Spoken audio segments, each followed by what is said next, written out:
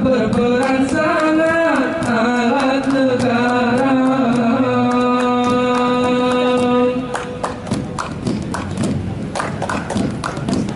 Alat negara dan kepolisian, jaga keamanan dalam Indonesia, memelihara sangat berperan dengan perlindungan rakyat semua.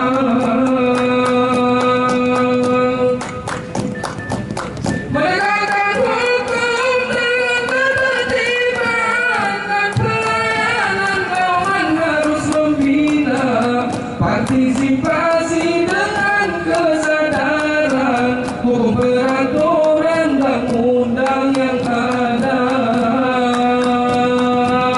Wababin Kamtibmas, Wababin Kamtibmas, petugas Polmasia di desa.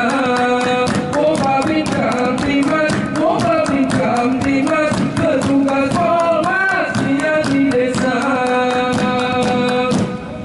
Kamtibmas, Wababin Kamtibmas, petugas Polmasia di desa. Wababin Kamtibmas, Wababin Kamtibmas, petugas